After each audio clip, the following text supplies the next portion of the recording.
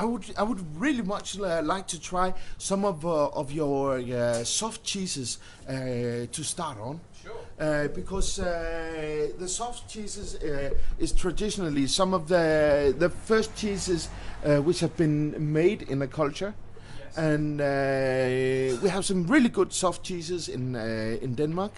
And as I have heard, you have them so nice here in England, and you have a lot of farmhouse cheeses, which is proven to be some of the best ways to make cheeses in small amounts. Yeah, well, I mean, typically with a soft cheese, you know, what we're talking about when cheeses were first sort of produced for, you know, sort of, well, not sort of mass consumption, but, you know, they would have been much younger cheeses, so they really, you know, they haven't really aged cheeses.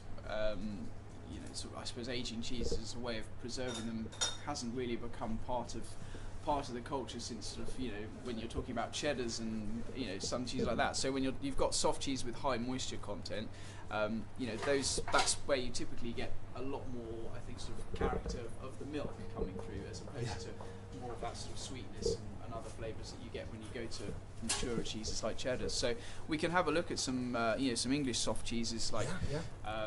I don't know where you want to start really in terms of what I think is particularly fantastic at the moment.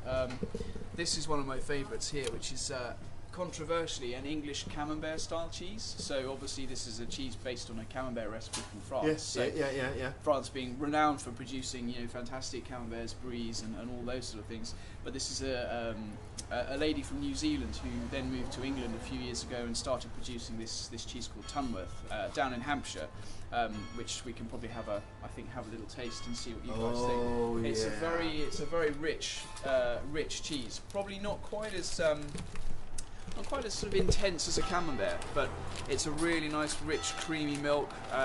It's got that lovely sort of that slightly mushroomy aroma to the cheese. Oh, really, really beautiful. You can really smell the cream in it. You can. It's like so. you have the smell of fresh cream, and you have a little bit of ammoniac also. Yeah. And you have some of the very mushrooms. It's got a very nice. Yeah. It's got a very cold nice wine in it, cold you don't mushrooms. want the ammonia to be too powerful. Yeah. It's got a good balance, and mushrooms is the thing you really want to look for in a good camembert. Yeah. But we'll cut into it and have a little taste. Yeah. And the camembert is also produced in originally found in the areas where Rollo and William the Bastard came from before he invaded England. I'll have to take your word for it on that. Okay. But like I said, you can do the history and the Viking element, and I'll talk about the cheese. We've been making cheese in this country for, almost thousands of years. I mean, a lot of it came from the Romans, but also, a lot has come from France. If you look at a lot of the new style of cheeses that are made in this country, a lot of them are sort of, English takes on continental versions. So, Camembert, for instance, and other blues. The techniques have been refined by the French that perhaps have then learnt cheese making from the Moors that came up, and it's sort of passed through country to country as people have travelled through and brought their expertise to the areas. And the history of cheeses are really a history of mixing cultures. Definitely. And that's really beautiful. Yeah. And how the cultures of France and England and Denmark and all the Scandinavian countries are mixing together in a country like England, which has also been under the influence of the Romans. It's a fascinating way to look at it. I think actually, when you put it like that, to think of England as a almost a collection of all these different cultures of over the years that have brought these, not just with cheese, but any sort of any food that is kind of, I suppose, native to a particular region or culture, but then comes together, and has its own little spin on it. I think it's really fascinating. But I think this is crying out to be. Please, Andy. Please, Andy. First. Oh, thank you.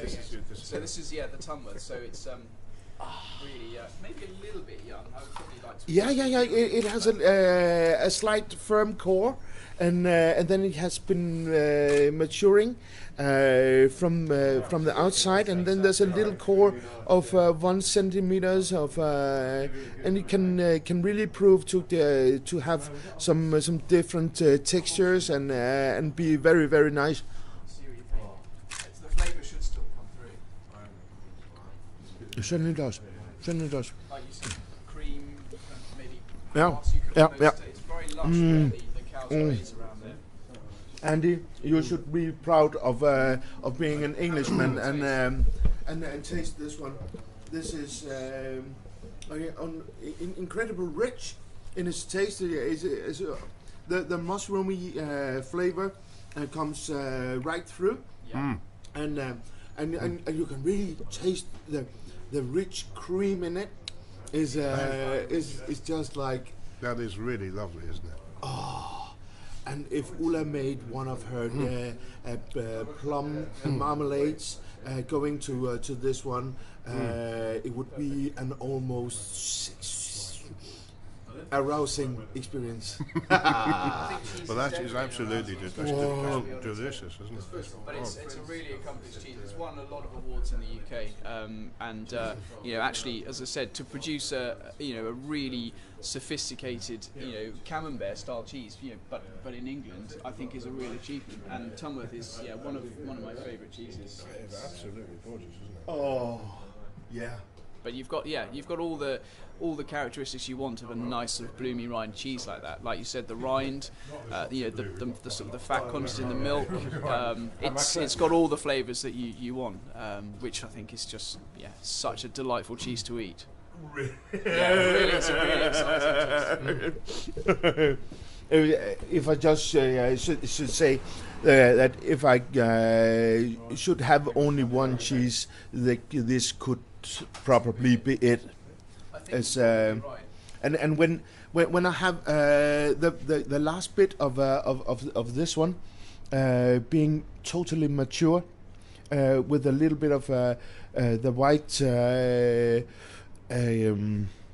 mold, it really will be wonderful and tasting of mushrooms and As I said, this is these are slightly younger at the moment, but leave it for a few more days when that rind has been able to penetrate a bit deeper into the cheese, and the breakdown will be even more sort of pronounced inside, and you get much more of that sort of almost spicy finish on the rind on the camembert, which is really really special. But I think actually still tastes pretty good at the moment.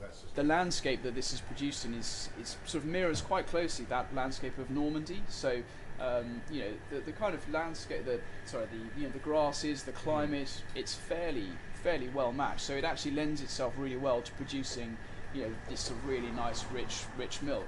As you go further into the West Country in England, it becomes even more renowned for really green, lush, grasses, exactly, in the milk, really rich and creamy. So you're getting towards that that part of the country. It's great for producing cheese. And in terms of drinking, with this sort of soft cheese, Hampshire also produces quite a lot of cider. And again, so does Normandy. And actually a pairing of cider with this cheese is really, really well matched. So something with I can really taste an old vintage cider with this one. Yeah, you want something that's quite obvious. Yeah. That would be a drink. Yeah. And the cider is not a very big thing in Denmark.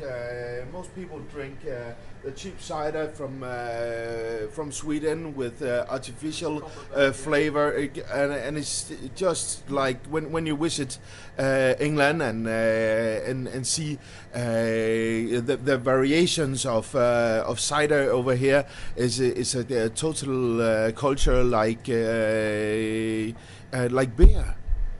Beer's becoming even more fashionable now to drink with meals, and we've done quite a bit here as well with matching cheeses with beers. Actually, a lot of beers produced in London as well, because we've seen over the last few years a huge amount of sort of small breweries popping up and producing really really high quality beers. And actually, it's a great drink to have with cheese. I mean, Chris is the one that really sort of advocates the sort of drinking with beer. Seems he actually brews beer himself as well. But Oh, you do? yeah. Yeah. So we've done a lot of experimenting with different cheeses with different styles of beers, which works really well.